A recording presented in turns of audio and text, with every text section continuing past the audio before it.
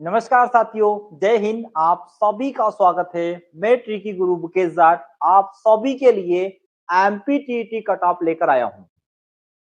मध्य प्रदेश में एमपीटीटी cut off के लिए सभी के मन में असमंजस है कि क्या होगा, लेकिन इसका मेरा जो अनुभव है वो बहुत एक अच्छा अनुभव है, क्योंकि पिछली एमपीटीटी में भी जो मैंने अनुमान लगाया था वही तक कट ऑफ गया, मतलब 75 तक सिलेक्शन हुए हैं।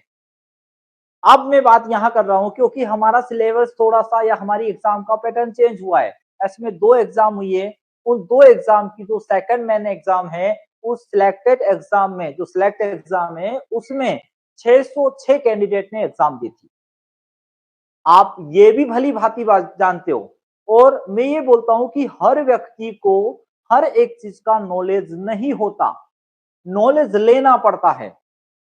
कुछ चीजें ऐसी है, मैं अन्यथा ऐसा किसी की बुराई नहीं कर रहा हूं, लेकिन मैं एक रियल फैक्ट बता रहा हूं कि कुछ चीजें ऐसी भी है जिसका मुझे भी नॉलेज नहीं है, लेकिन कुछ चीज ऐसी है जिसका मुझे नॉलेज भी है। इसलिए मैं आपके बीच में जिस पे नॉलेज है उस पर मैं लेकर आया हूं, क्योंकि मध्य प्रदेश में कोई भी नहीं बता पाया कि भाई एमपीटीटी का कट ऑफ क्या होगा। तो एमपीटीटी कट ऑफ को लेकर फर्स्ट कट ऑफ मैं आपके बीच में ला रहा हूं। यहां पर अगर मैं बात करूं एमपीटीटी 2023 की, अगर हम बात करें जिसमें कितने कैंडिडेट ने बात की थी, आप वीडियो में अंत तक बने रहें, क्योंकि इसमें आरयू के ऊपर भी क्या इफेक्ट पड़ेगा इस पे भी हम बात करेंगे। आपको इस एमपीटीटी से रूल्स को लेकर कोई भी प्रॉब्लम हो तो आप जो है यहां पर भर्ती के सारे नियम जो है उसके बारे में मुझे व्हाट्सअप कर सकते हैं, या मेरी टीम को आप व्हाट्सअप कर सकते हैं इस नंबर पर 9009377472 पर। आप व्हाट्सअप करके आप हमसे नियम के विषय में पूछ सकते हैं, क्योंकि कुछ स्थिति ऐसे भी है जिनको नियम के बारे में पता नहीं है। क्या गर्ल्स की सीट फिल नहीं होती तो क्या बॉयज में कन्वर्ट होगी? क्या गेस्ट फैकल्टी नहीं मिलने पर नॉन गेस्ट में उसी कैटेगरी के बंदे को सीट दी जाएगी? ऐसे बहुत सारे सवाल और असमंजस आपके मन में होंगे, और यही असमंजस आपको दूर करने के लिए मैं आया हूं। और इस भर्ती के सारे नियम 2018 के भी और आज के भी मुझे सब पता है, इसलिए मैं आपसे इस पे चर्चा करूंगा। अंत तक बने रहिए और देखते रहिए। अब हम बात करते हैं, यहां पर ओनली 606 कैंडिडेट ऐसे थे जिन्होंने इसमें एग्जाम दी थी। जो हमारी सिलेक्ट एग्जाम थी, सेकंड एग्जाम थी जो 5 तारीख की, उसमें अगर हम बात करें तो यहां पर 606 कैंडिडेट ने एग्जाम दी थी। और अगर ऑल ओवर पोस्ट की बात करें तो 600 प्लस यानी 649 पद है, जिसमें ट्राइबल विभाग के अंतर्गत कुछ जो पुरानी 2018 की भर्ती थी उसमें जो बैकलॉग पद बचे वो एसटी और एससी के पद खाली रह गए थे। उसके विषय में भी मैं चर्चा करके टोटल पद हमारे कितने हैं 649, और कैंडिडेट 606 ने एग्जाम दिए। हम आते हैं इसमें कि कितने कितने सीट जो है किस किस में बट रही है। अब मैं आपको यहां बता दूं, आपके हर सेंटर पे 20 से 30 ऐसे कैंडिडेट थे जो डिसक्वालीफाई हो गए। मतलब आपके 600 की संख्या घटकर कितनी हो गई, 400 हो गई। जो 600 की संख्या थी वहां अब घटकर लगभग 400 हो गई। इन 400 में वे कैंडिडेट जिनका फर्स्ट ईयर चल रहा है उन्हें पहली काउंसलिंग में मौका नहीं दिया जाएगा। पहली काउंसलिंग में केवल वही कैंडिडेट बैठ पाएंगे जिनके विषय में बोला गया था कि यदि आपका फर्स्ट ईयर कंप्लीट है फॉर्म भरने के दौरान और सेकेंड ईयर चल रहा है रनिंग, तो आप उसके लिए क्वालिफाई होंगे। लेकिन अगर जो हमारा रिजल्ट आता, नोटिफिकेशन आता है हमारी ज्वाइनिंग का, उससे पहले यदि आपकी क्या हो जाती है, डिग्री कंप्लीट हो जाती है, तो आप उसके लिए एलिजिबल होंगे। अन्यथा आपको सेकंड और थर्ड काउंसलिंग में जाना पड़ेगा, जिसके लिए कम से कम 6 से 8 महीने और इंतजार करना पड़ेगा। मैं बात करता हूं, यहां पर देखेंगे डीपीआई में क्या पद है, ट्राइबल में क्या पद है, टोटल पद कितने हैं, बैकलॉग के पद कितने हैं, इन सभी पर मैं चर्चा करने जा रहा हूं।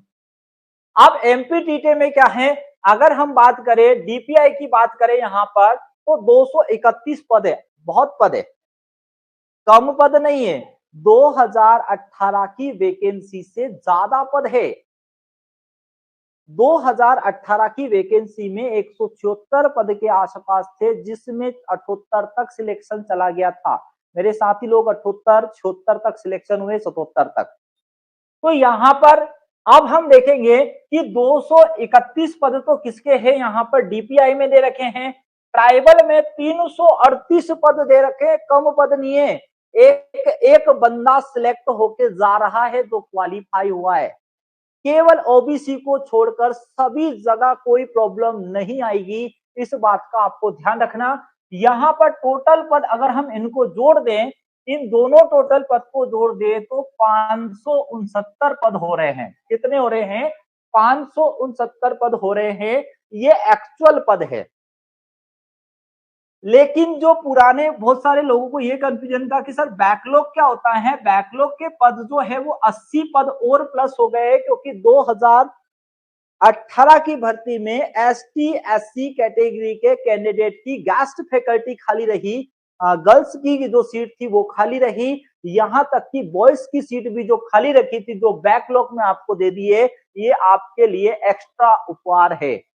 यानी एसटी एससी कैटेगरी में यदि कोई बंदा 40 नंबर भी लाया है ना, तो वो बंदा यहाँ पर अपनी जॉब सिक्योर लेकर जाएगा। ये मैं आपसे बोल रहा हूं, ये मेरा अनुभव बोल रहा है। सॉरी, जो हमने काम किया है ये हमारा अनुभव बोल रहा है।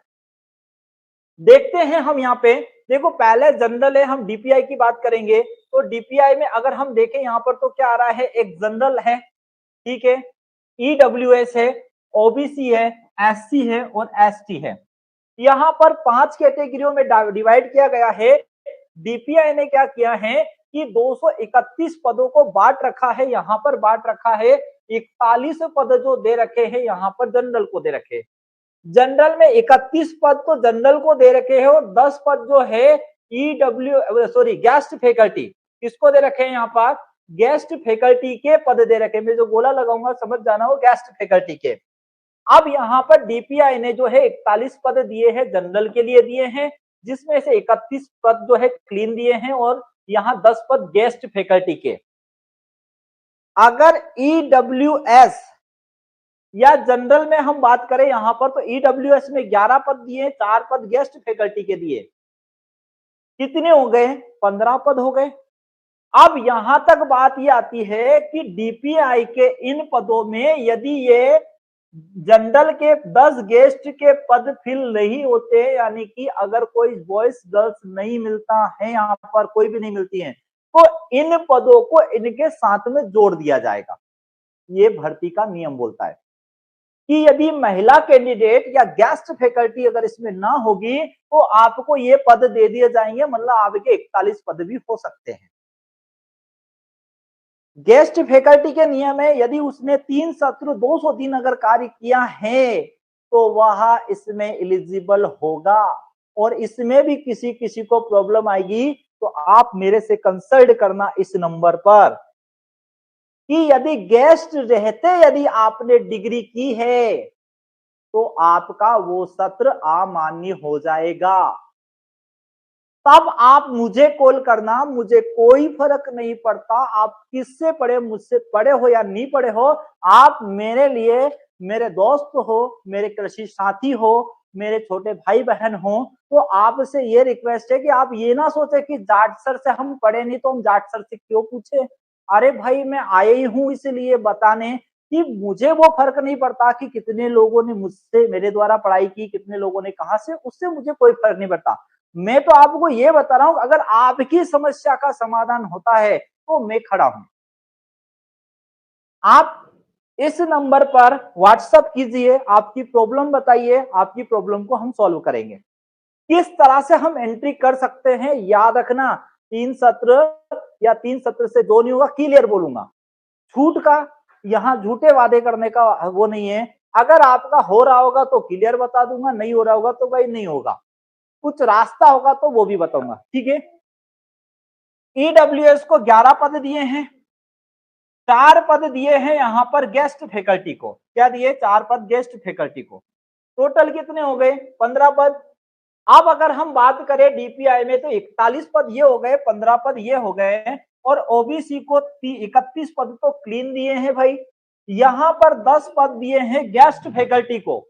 किसको दिए हैं? यहाँ पे 10 पद जो है ना वो गेस्ट फैकल्टी को दिए गए हैं, गेस्ट फैकल्टी को दिए गए हैं। अब याद रखना, गेस्ट फैकल्टी अगर यहाँ मिलती है तो अच्छी बात है, नहीं मिलती है तो ये पद इसमें इंक्लूड हो जाएंगे, यानी यहाँ पे 41 पद हो गए। एससी कैटेगरी में आते हैं तो 18 पद तो क्लीन दिए हैं एससी के, ये डीपीआई पे चल रहे हैं अभी हम, जो टॉप रैंक वाले वो डीपीआई में जाएंगे भाई। और अगर संयुक्त काउंसलिंग का उनने बोल दिया, क्योंकि पिछली बार क्या हुआ था, पहली काउंसलिंग अलग अलग हुई थी, दूसरी काउंसलिंग तीसरी काउंसलिंग संयुक्त कर दी थी, यानी ऐसा कर दिया था कि डीपीआई वालों ने अपने पद, ट्राइबल वालों ने अपने पद ले लिए थे और डीपीआई वालों ने पद नहीं भरे थे, तो वो ज्यादा नंबर वाले उधर चले गए, कम नंबर वाले इधर हो गए। तो ऐसा कुछ भी, अगर संयुक्त काउंसलिंग करेगा तो फिर समस्या खत्म, उनको जहां देना होगा वहां जाना पड़ेगा। यहाँ ये 6 पद गेस्ट फैकल्टी के चले गए, पिछली बार पूरे खाली गए थे, बंदे ही नहीं मिले थे। यहां पर अगर हम बात करें 22 पद किसको मिले हैं? एसटी कैटेगरी को 22 पद, एसटी कैटेगरी को। तो अब है ना यहाँ पर, अब इसमें पद कितने बचे हुए हैं? 8 पद बचे हुए, ठीक है समझना। इसमें क्या है, यहाँ 10 पद, 4 पद, 10 पद, 6 पद और यहाँ पर 8 पद बचे, अगर नहीं मिलेंगे तो इनकी कैटेगरी में ये एंड हो जाएगी। यानी गेस्ट फैकल्टी में कोई 3 सत्र और 200 दिन नहीं होते तो वो इसमें ऐड हो जाएंगे, तो आप बेफिक्र रहिए यहाँ पे। और अगर किसी के पास गेस्ट फैकल्टी है और गेस्ट फैकल्टी रहते यदि उसने डिग्री की है तो 3 नियम आएंगे, उन 3 नियम में से वो किस नियम में से निकलेगा वो मैं आपको बताऊंगा, आगे चर्चा करूंगा। कितने पद हो गए यहाँ पे? 30 पद हो गए। 30 पद के बाद अगर मैं बात करूं यहाँ पर, ये हमारे पद खत्म हो गए। अब यहाँ पर देखो डीपीआई में बैकलॉग के पद दिए हैं, यहाँ पर कितने पद दे दिए? 16 पद दे दिए, जिसमें से 12 पद क्लीन दिए, मतलब ये 12 पद आपके इस 18 पद में मिल जाएंगे, तो ये कितने पद हो गए? यहाँ पर कितने हो गए? 30 पद हो गए। यहाँ पर 6 पद है, यहाँ पर कितने? 4 पद है, तो ये कितने हो गए? 14 पद हो गए।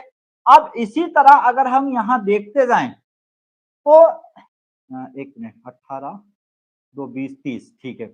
यहाँ पद कितने हो जाएंगे? तो यहाँ पदों की संख्या अगर हम देखेंगे तो ये तो हो जाएंगे 10 हो जाएंगे, और यहाँ पदों की संख्या टोटल हो जाएगी कितनी? 40। ये आपके लिए बेनिफिशियल है अगर यहाँ पर एससी कैटेगरी का कोई लड़का या लड़की है या गेस्ट फैकल्टी में है, आपका सिलेक्शन 100% यहाँ पर है अगर आप क्वालिफाई हुए हैं तो। इसको अगर देखें यहाँ पे तो बैकलॉग में यहाँ पे 48 पद, 16 पद यहाँ पर गेस्ट फैकल्टी के दे दिए कि यदि कोई यहाँ पर गेस्ट फैकल्टी में वर्क कर रहा है और अगर गेस्ट फैकल्टी में नहीं मिलेगा तो वो पद यहाँ पर सामान्य को मिल जाएगा। सामान्य का मतलब ये है कि उसी विभाग, उसी कैटेगरी में उनको वहां पद मिल जाएंगे। हो गए यहाँ पे। अब आप यहाँ पर अगर अपन टोटल बात करें तो टोटल पदों की संख्या हम देख लेते हैं। यहाँ पर ये बताइए मैंने टोटल पदों की संख्या, फिर भी एक बार देख लेते हैं। 41 है, 15 है, 41 है, इसके बाद में 24 है, 30 है, 16 है और 64 है। ये इतने पद जो आपके भरे जा रहे हैं, ये पद भरे जाएंगे डीपीआई में पहली काउंसलिंग में। आप पद को जोड़ लेना, हम बहुत सारी बात करनी है हमको। आगे देखते हैं। Guest faculty, guest faculty, guest faculty, guest faculty, guest faculty, ये भी गेस्ट फैकल्टी, ये भी गेस्ट फैकल्टी। क्लियर? अब आते हैं ट्राइबल विभाग। भाई ट्राइबल विभाग क्या है?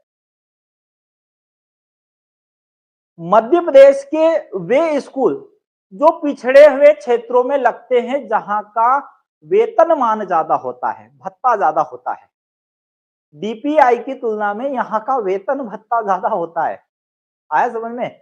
सैलरी में थोड़ा सा डिफरेंट आता है जो यहाँ काम करता है, क्योंकि यहाँ हमारे मध्य प्रदेश के उन आदिवासी क्षेत्र या उस बैकवर्ड क्षेत्र की ओर कार्य करना पड़ता है और शिक्षा को हमें बढ़ाना है।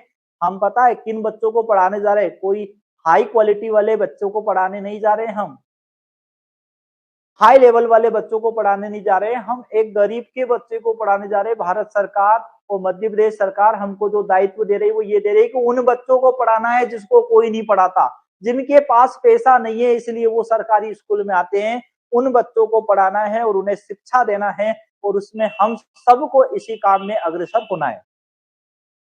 यहां कितने आए ट्राइबल में, जनरल को दे दिए 72 पद नॉर्मल और 24 पद दे दिए गेस्ट फैकल्टी को, यानी कि यहां पर पदों की संख्या कितनी हो गई, 96 पदों की संख्या हो गई। अब यहां पर देखेंगे ईडब्ल्यूएस में 25 तो सामान्य है और 25 के बाद में 8 गेस्ट फैकल्टी, यानी टोटल 33 पद हो गए यहां पर। अगर जिस कैंडिडेट को यहां पद नहीं मिलेगा उसको यहां आराम से पद मिल जाएगा यदि वो क्वालिफाई हुआ है। अब देखते हैं यहाँ पे ओबीसी में 60 पद है और ओबीसी में गेस्ट फैकल्टी में यहां पर कितने पद है, 20 पद है। तो घबराने की जरूरत नहीं है। अरे मेरा भाई घबराने की कोई जरूरत नहीं, कोनो जरूरत नहीं है। यहाँ 400 कैंडिडेट ही है। अब क्या 400 कैंडिडेट को 5 कैटेगरी में बांटोगे तो क्या 100 के अंतर्गत नहीं आएंगे, ज्यादा से ज्यादा ओबीसी थोड़े से ज्यादा आ रहे हैं। तो ओबीसी ज्यादा आ रहे हैं तो 80, अगर ओबीसी को हम देखें तो 80 पद यहां भी तो आ गए, 41 पद यहां भी तो आ गए हैं, ये भी तो 120 पदों के लगभग जा रहे हैं। और ओबीसी के कुछ लोग जो टॉपर है, जैसे अपने यहाँ से जो टॉपर की बात करूं, मेरा एक स्टूडेंट है उसके बहुत अच्छे नंबर है, 64 नंबर है, एक स्टूडेंट के 68 नंबर है। इन्हीं कैंडिडेट के आरओ में भी हाईएस्ट नंबर है। तो ये आरओ तो छोड़ेंगे, तो ये कहां जाएंगे, ये आएंगे एमपी टेट में। एमपी टेट में आएंगे तो इनका सिलेक्शन तो एमपी टेट में फिक्स है, क्योंकि भाई ये तो टॉपर की रेंज में है। इस बंदे ने मुझे जितनी चीजें बताई ना कि वाकई में मेरे को फर्क लगा कि यार उसने बताया और बोले सर मैं और बिजी हूँ थोड़ा सा, बोले बाद में बात करूंगा। तो इस बंदे ने बोला कि सर क्या पेपर था, पेपर वर्ग 1 का था, कोई हल्का पेपर नहीं था, पेपर टफ था, लेकिन पेपर टफ भी बनाएगा, आपको गजेटेड ऑफिसर बनाने जा रहा है वो। आप किसी के डॉक्यूमेंट वेरिफिकेशन करके आप सील लगा दोगे तो वो वेरीफाई हो जाएंगे कि वो डॉक्यूमेंट सही है। इतना पावर होता है, गजेटेड ऑफिसर होता है, इसलिए उसका लेवल लेता है। कई लोग, मैं बोलना नहीं चाहता हूं, दावा करते हैं कि हम इतने सालों से कर रहे हैं, हम इतने सालों से सॉल्यूशन कर रहे हैं लोगों का।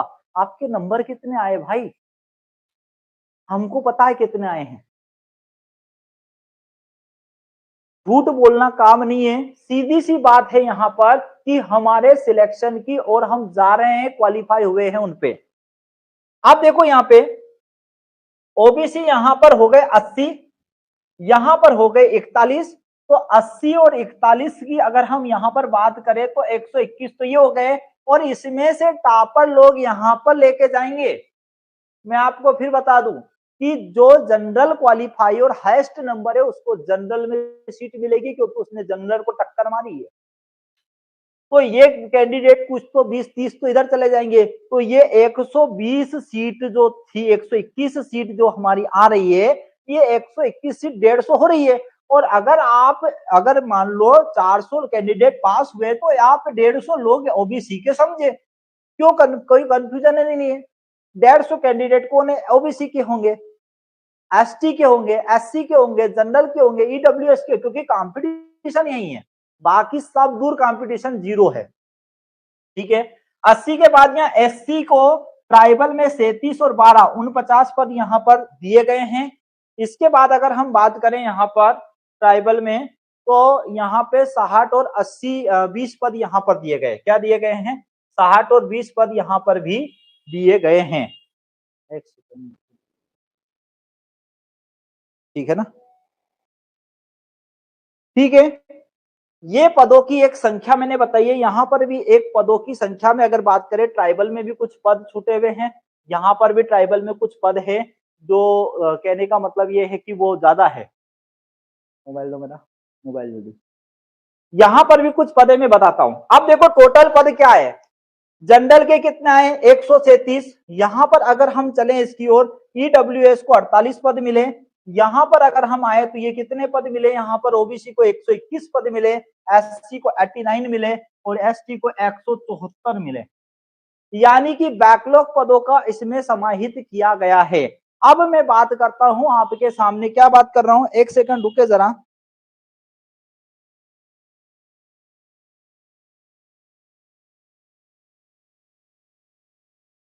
एक सेकंड।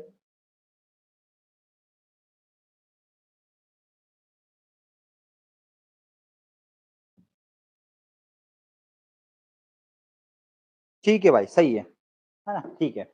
ये पदों की संख्या आपको मैंने बता दी। अब हम चलते हैं कटऑफ की ओर। थोड़ा सा समय ले रहा हूं, लेकिन कटऑफ की ओर चलते हैं और देखते हैं कि किस किस नंबर पे हमारा सिलेक्शन हो रहा है। तो आप मिठाई का डब्बा तैयार रखें, मिठाई खिलाने के लिए तैयार रहें। मेरे जितने भी प्री स्टूडेंट है और जो नहीं भी पढ़े हैं वो भी अपने टीचर्स को जाकर मिठाई खिलाएं और जाकर खुशियां, क्योंकि कोई भी टीचर जो होता है ना अपनी कड़ी मेहनत करता है। कोई भी हुआ A to Z, मैं मेरी नहीं बोल रहा हूँ, कोई भी टीचर हुआ वो कभी भी गलत वे में नहीं ले जाने की कोशिश करता, वो अपना 100% देता है। हाँ, ये हो सकता है कि किसी के रास्ते कुछ होते, किसी को नीचा दिखाना होता है, किसी को नीचा दिखाने की आदत होती है, लेकिन हमारी आदत नहीं है। हम तो एक ही बोलते हैं, सब बेस्ट है। सिलेक्शन मेरे कारण नहीं हुए, हमारे कारण सिलेक्शन नहीं हुए, आप लोगों ने मेहनत की है, इसलिए आपका सिलेक्शन हुआ है। हम तो एक मझधार में एक रास्ता है, हमने बता दिया कि ये रास्ता है, चले जाओ इस रास्ते पे, बेस्ट रास्ता है।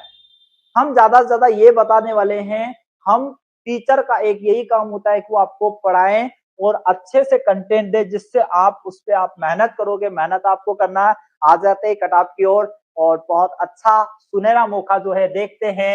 एमपीटीटी 2023 की बात करें हम, तो हमने कटऑफ में यहाँ देखा है बॉयज है, गर्ल्स है। यहाँ पर बॉयज गर्ल्स के बाद यहाँ पर गेस्ट फैकल्टी, हमने तीनों की बात की है, बॉयज गर्ल्स और गेस्ट फैकल्टी।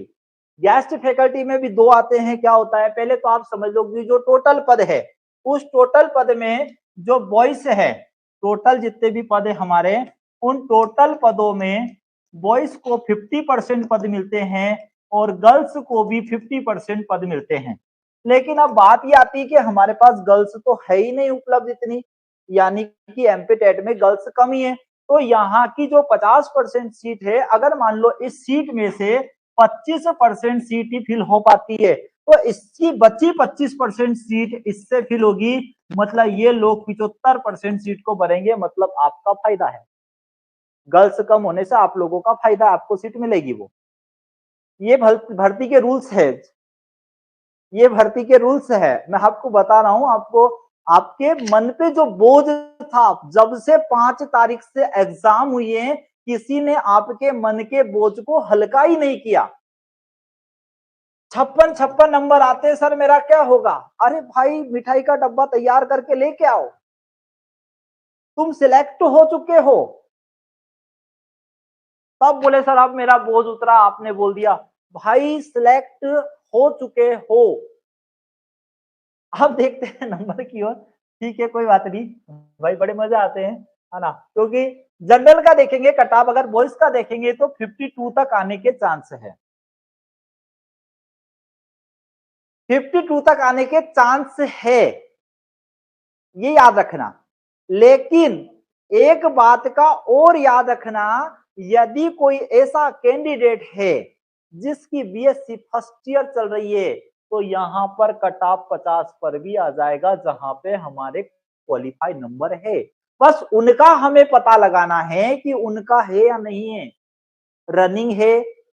कुछ ऐसे थे कि जिन्होंने बीएड में एडमिशन लिया था और उन्होंने एग्जाम दे दी, तो एग्जाम देने से वो तो इसमें सिलेक्ट नहीं होंगे, वो तो इसमें नहीं जा पाएंगे, क्योंकि उनको बहुत वेट करना पड़ेगा। तो ये 52 का मेरा जो आइडिया है जनरल के बॉयज के लिए, अगर यहां से बीच से कैंडिडेट हटते तो जो क्वालिफाई हुए वो यहां निकल जाएंगे, नहीं तो 52 तक तो कोई टेंशन ही नहीं है।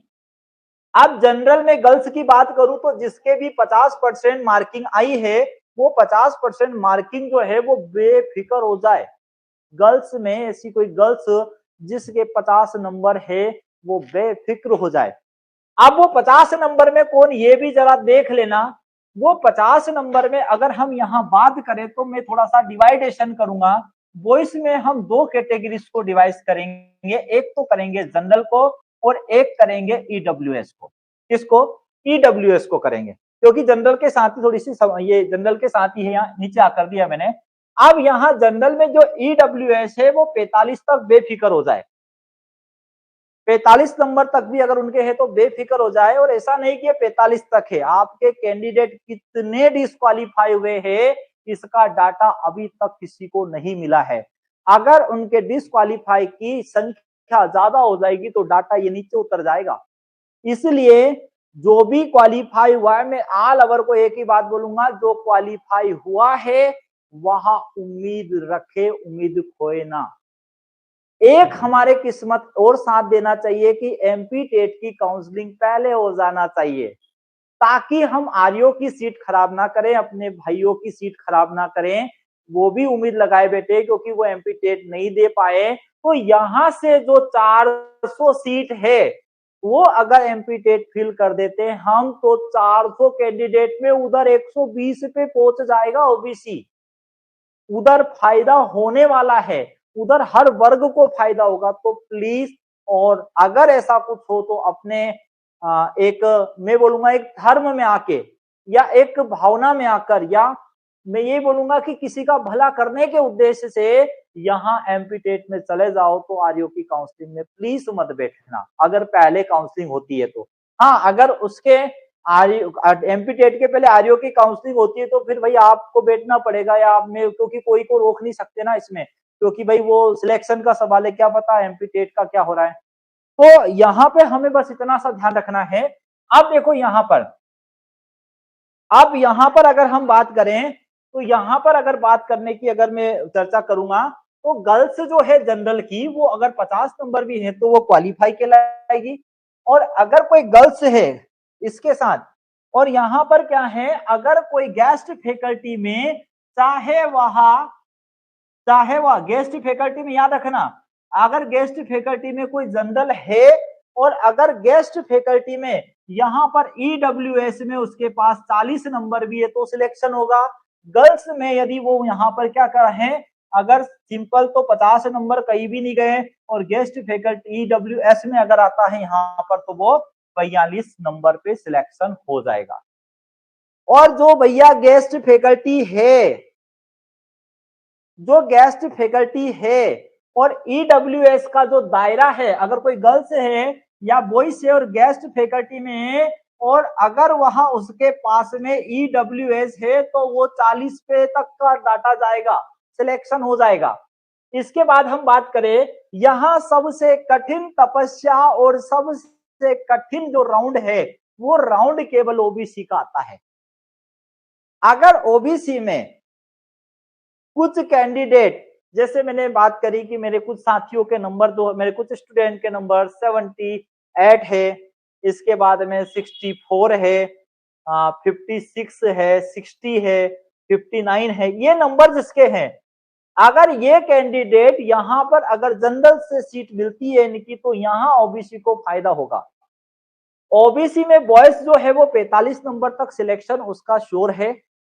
तीसरी काउंसलिंग तक जाते जाते ये डाटा जो है, अगर यहाँ से लोग हटे बीच में से, इतने डिस्क्वालीफाई हुए तो ये 40 तक भी जा सकता है, इसकी संभावना है, क्योंकि मैंने पिछली काउंसलिंग देखी है इसलिए। अब यहाँ पर गर्ल्स तो आप टेंशन फ्री हो जाए, अगर किसी ने 40 प्लस नंबर ले आई है तो वो टेंशन फ्री हो जाए, क्योंकि आपको 50% सीट मिल रही है। कितनी मिल रही है? आपको 50% सीट मिल रही है, तो आप लोग बेफिक्र हो जाए, 40 प्लस भी है।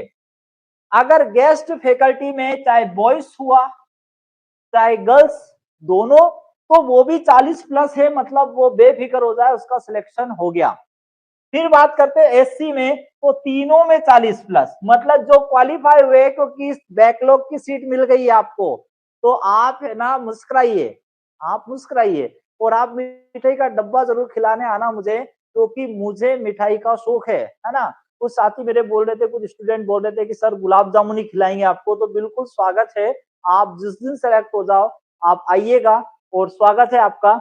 इसके बाद एसटी कैटेगरी में भी टेंशन नहीं है, ये भी आप देख लो, बॉयज हो गर्ल्स हो चाहे गेस्ट फैकल्टी हो, आप 40 लाए मतलब आप सिलेक्ट है। उसका कारण है कि जितनों ने एग्जाम दी थी उतने क्वालिफाई नहीं हुए, और ऊपर से बैकलॉग के पद भी मिल गए, तो सोने में सुहागा हो गया। मारवाड़ी बोलते सोने में सुहागा, तो सोने में सुहागा काम हो गया। और भर्ती के नियम से संबंधित कोई भी समस्या हो तो आप मुझे इस पर व्हाट्सएप कर देवे, आपका नाम लिखें, आप ये बताएं कि आपके कितने नंबर है, आप किस कैटेगरी में आते हो। कैटेगरी में जैसे कोई ओबीसी में आता है तो ओबीसी में आता है तो ठीक, और ओबीसी गेस्ट में आता है तो ओबीसी गेस्ट लिखे और अपने नंबर लिखे कि मेरे इतने नंबर आ रहे हैं।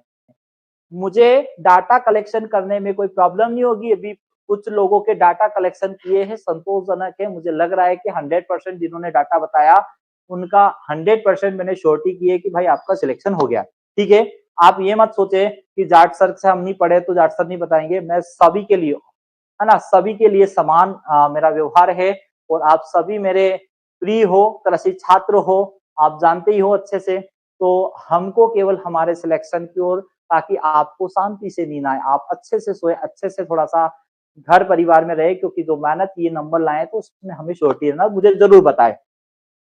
ठीक है, ये कटाप आपको मैंने बता दिया। अब मैं बताता हूं effect of RU exam. RU exam पे क्या इफेक्ट पड़ेगा? आरयू एग्जाम पर ये इफेक्ट पड़ेगा कि जो 400 कैंडिडेट है, अब वहां पर वो जनरल हुआ, ईडब्ल्यूएस हुआ, ओबीसी हुआ, चाहे एससी हुआ या एसटी हुआ, अब अगर यहां से 400 कैंडिडेट निकलेंगे तो 400 रैंक उधर नीचे गिरेगी सभी में। यानी कि कहने का मतलब कुछ रैंक इसमें गिरेगी, कुछ इसमें गिरेगी, कुछ यहाँ गिरेगी, कुछ यहाँ गिरेगी। तो अपने भाई लोगों का, अब मान लो जनरल में 100 लोगों का फायदा हो गया, ओबीसी में 100 लोगों का फायदा हो गया, यहाँ 80 लोगों का फायदा हो गया। तो ये 80-80 और ऐसे करके अगर हम देखें तो इन लोगों का फायदा हो रहा है ना, 40 लोग यहाँ निकल गए। तो इन लोगों को अगर अपन देखें तो ये 400 कैंडिडेट वहां नीचे से उठ के आ जाएंगे, तो रैंक डाउन होगी। क्योंकि दिक्कत क्या है, तो वहां भी कोई टेंशन नहीं है, 1800 प्लस पद है। अब 1800 में आप 400 पद ये जोड़ देंगे, क्या कर देंगे, 1800 में ये 400 पद आप ये जोड़ देंगे अगर, तो इन पदों को जोड़ने पर संख्या तो बढ़ गई ना भाई, क्योंकि ये तो एमपी टेट में चले गए। अब एमपी टेट में चले गए मतलब ये वही तो कैंडिडेट है जो यहाँ के टॉपर भी है, कुछ तो 100-150 तो ऐसे जो टॉपर है वहां के, जिन्होंने अच्छे नंबर मारे, 130 के प्लस में मारे हैं। तो अब ये लोग तो क्या यहां से छोड़ देंगे, तो यहां पर तो देखे तो पदों की संख्या बढ़ गई ना अपनी, क्योंकि ये कैंडिडेट आगे वाले चले गए। ठीक है, तो इस पर भी इफेक्ट पड़ेगा आरयू पर, बशर्त है कि एमपी टेट की काउंसलिंग पहले हो जाए, है ना। और हम भी मांग करें गवर्नमेंट से कि ऐसा करें। आप गेस्ट स्कूल गेस्ट रूल्स और डबल डिग्री के रूल्स समझ लें। डबल डिग्री के रूल्स क्या बोल रहे हैं इस पे हम बात करेंगे। यदि आपने कोई 2 डिग्री ले रखी है एक साथ एक ही सत्र में, तो 1 डिग्री अगर आपने रेगुलर की है तो 1 स्वाध्याय होना चाहिए, ये इसके नियम है। मतलब एक हमने रेगुलर स्कूल जाकर किए हैं और एक हमने स्वाध्याय, का मतलब होता है प्राइवेट टाइप करना, कि मतलब केवल हम घर बैठ के पढ़ाई करते हैं। अगर 2 इस प्रकार की डिग्री प्राप्त करते हैं तो भी हम क्वालिफाई होंगे। फिर बात करते हैं गेस्ट फैकल्टी के 3 रूल्स हैं। इन 3 रूल्स में वो क्या बोलता है कि आपको 200 दिन होना चाहिए, 200 दिन प्लस 3 सत्र होना चाहिए। अगर आपने 200 दिन पढ़ाया और 3 सत्र है, मान लो कोई ऐसा सत्र फंस गया आपका कि एक सत्र में आपके 2 ही दिन है, दूसरे सत्र में आपके 150 दिन हो गए, और तीसरे सत्र में भी आपके कितने हो गए, 100 दिन हो गए, तो 250 252 पद हो गए। अब 252 पद जब हो जाएंगे, 252 पद हो जाएंगे, तो इन पदों की संख्या में आपको क्या होगा कि इन पदों की संख्या में अगर हम देखें, यहाँ पे क्या देखेंगे, इन पदों की संख्या में अगर अपन गणना करें तो यहाँ इसके 252 हो गए, मतलब कितने दिन हो गए, 200, और एक सत्र, 2 सत्र, 3 सत्र, तो ये कैंडिडेट कहां चला जाएगा, गेस्ट फैकल्टी में। लेकिन बाशर्त अगर उसने गेस्ट फैकल्टी में पढ़ाते पढ़ाते या तो बीएड किया है या एमएससी किया है, तो उसके वो सत्र कट जाएंगे और उससे नॉन गेस्ट में डाल दिया जाएगा। मतलब वो गेस्ट की सीट नहीं उठा पाएगा, वो नॉन गेस्ट की उसके नंबर के अकॉर्डिंग सीट उठाएगा। लेकिन पहली काउंसलिंग के बाद उन्हें कब पता लगेगा, जब डॉक्यूमेंट वेरिफिकेशन करने जाएंगे तब पता लगेगा कि भाई इसके पास तो 3 सत्र है नहीं, तो वो वहां से आपको उठा देंगे, वो नॉन गेस्ट में डाल देंगे। अब नॉन गेस्ट में आपकी रैंक वहां तक अगर आती है तो सिलेक्ट होंगे, नहीं तो आपको रुकना पड़ेगा, वेट करना पड़ेगा। 3 नियम देख लेते हैं। यदि अतिथि रहते, आपने कहीं पर डिग्री की है, तो आपके वो सत्र काटने के बाद यदि 3 सत्र और 200 दिवस होंगे तो आप अतिथि में मान्य होंगे। दूसरा नियम है कि यदि अतिथि रहते, यदि क्या किया आपने, अतिथि रहते, यदि आपने किसी अन्य स्थान से डिग्री की है, यानी आपका जिला अलग ही हो गया, 50 किलोमीटर से दूर, देखो कौन है, 50 किलोमीटर से दूर, तो उस कंडीशन में क्या होगा, उस कंडीशन में हम देखेंगे, ओपन द डोर, उस कंडीशन में हम देखेंगे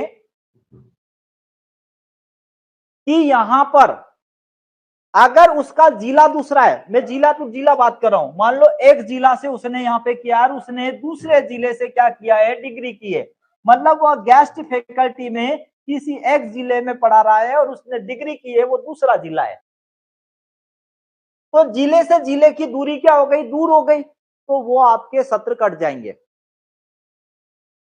तीसरा नियम क्या बोलता है कि यदि आपने उसी जिले में गेस्ट फैकल्टी का कार्य किया है और उसी जिले में आपने डिग्री की है, उसी जिले में आपने क्या की है, डिग्री की है, और आपकी दूरी 20 से 25 किलोमीटर की दूरी है, तो आपके वो 3 सत्र मान लिए जाएंगे डिग्री के साथ भी।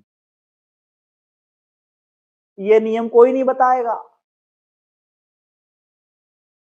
पता ही नहीं है लोगों को।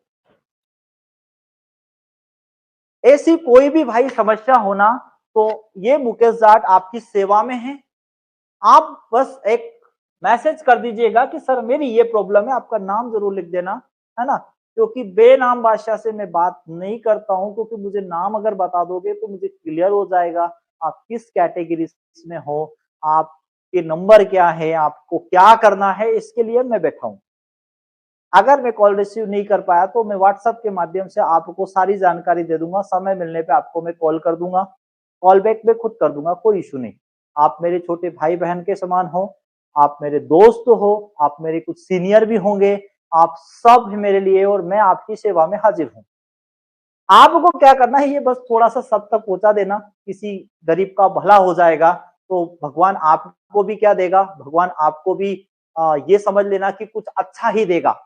आपने किसी का भला किया, जब हम किसी का भला करते हैं ना, तो भगवान हमको और कुछ देता है, अच्छा देता है। तो आपको भी भला करना है, इस वीडियो को उन लोगों तक पहुंचा देना, इतना मुझ पे कृपा कर देना, और प्रभु ईश्वर को मानते हुए हम किसी का भला करेंगे तो कर भला हो भला।